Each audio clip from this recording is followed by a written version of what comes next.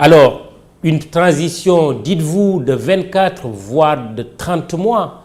Vous êtes un homme politique. Est-ce que vous avez des ambitions? Est-ce qu'on pourrait voir Bahouri soit participer au gouvernement qui sera formé ou alors attendre son heure en se présentant à la prochaine élection présidentielle, par exemple? Bien, j'ai eu le privilège d'être la seule personnalité politique qui, 48 heures après le putsch du 5 septembre, a été reçu par les responsables de la junte, notamment le colonel Mamadi Doumbouya, avec qui nous avons échangé pendant une demi-heure sur la nécessité absolue de faire cette fois-ci que la transition soit réussie, parce que c'est l'ultime chance accordée à la Guinée. Et c'est la raison pour laquelle j'accompagne la transition en cours. Et par rapport aux organes qui doivent se mettre en place, je suis très clair, il n'est pas souhaitable que les partis politiques désignent nommément et directement des personnalités pour entrer dans le gouvernement.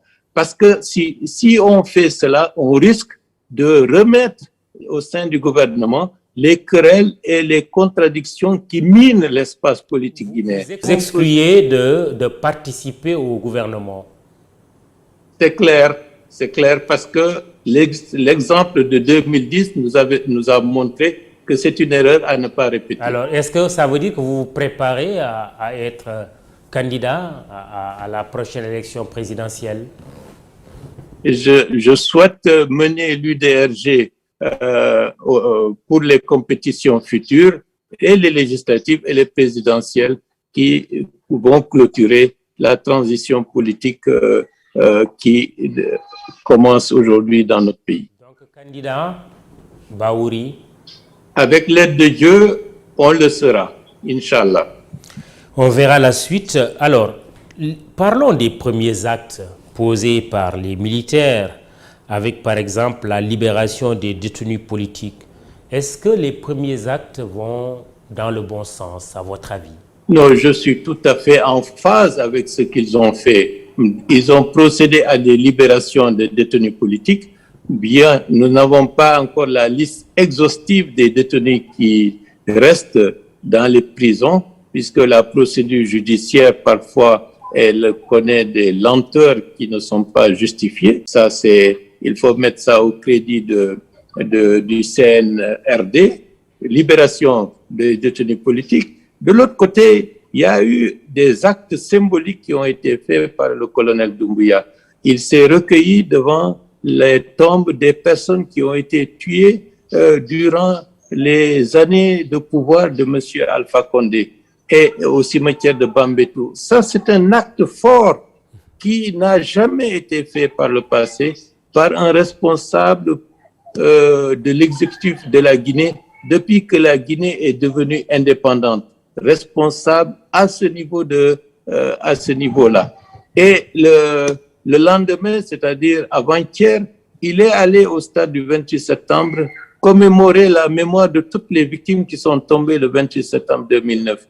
Pour moi, qui était le président de la commission d'organisation de cette manifestation de septembre 2009, c'est un acte que je salue à sa juste mesure parce que c'est la première fois que de manière officielle, un dirigeant responsable de l'exécutif commémore la mémoire des victimes du 28 septembre 2009. C'est un tournant qui est en train d'être engagé et c'est la raison pour laquelle il y a de l'espoir à continuer d'accompagner la transition pour que contre vent et marée puisse aller jusqu'au bout du port pour lequel c'est le port d'attache. Ce qui est curieux, c'est que Mamadi Doumbouya a quand même dit qu'il ne touchait pas aux contrats miniers.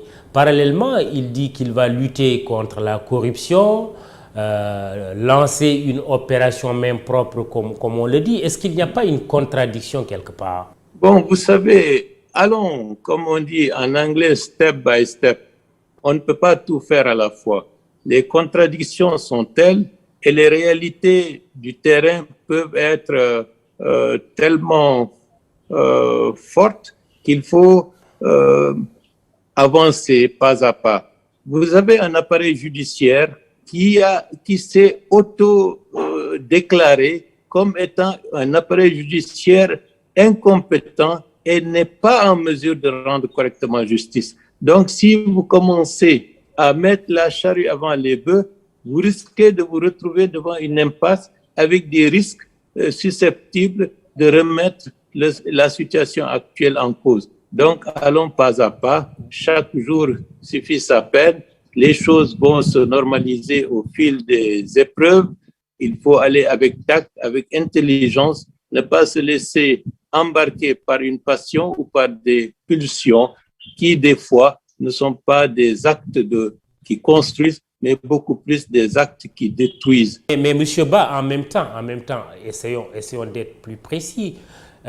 Il y a une commission d'audit aujourd'hui qui cible une vingtaine de directeurs de sociétés et d'anciens hauts responsables de l'État sous la présidence Alpha Condé.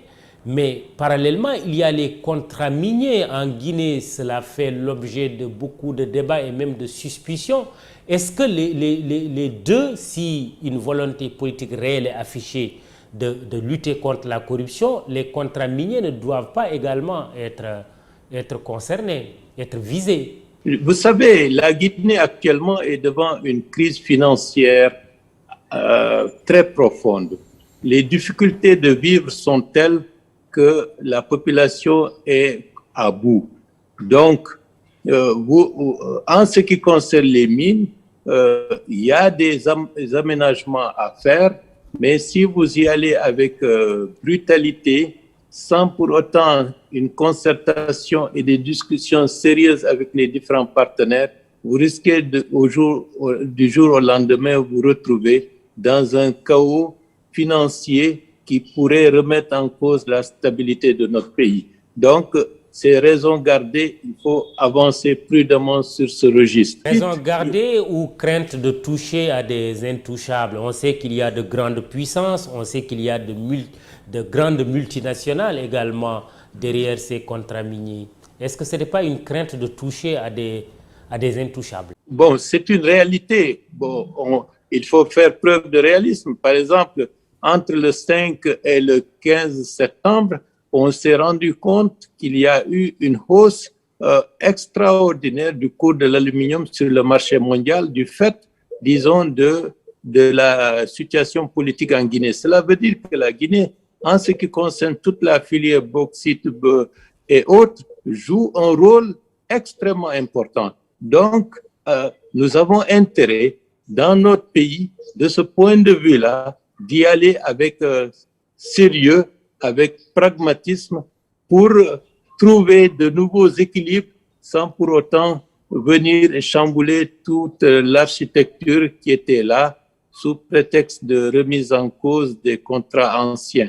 Chaque chose en son temps. C'est une attitude de sagesse pour ne pas nous retrouver dans des situations d'impasse où le pays risque d'être confronté à des crises financières aiguës et puis aussi à des hostilités qui pourront alimenter, disons, des formes de déstabilisation que la Guinée n'a pas besoin aujourd'hui. Nous avons besoin de rassurer tous les partenaires extérieurs pour consolider les maigres acquis que nous avons aujourd'hui et par la suite, intelligemment, de manière bilatérale, trouver des avenants qui pourraient satisfaire aussi bien les intérêts des partenaires que les intérêts de la Guinée. En ce qui concerne maintenant la corruption du côté des citoyens guinéens qui, de par leur responsabilité, ont agi avec, j'allais dire, avec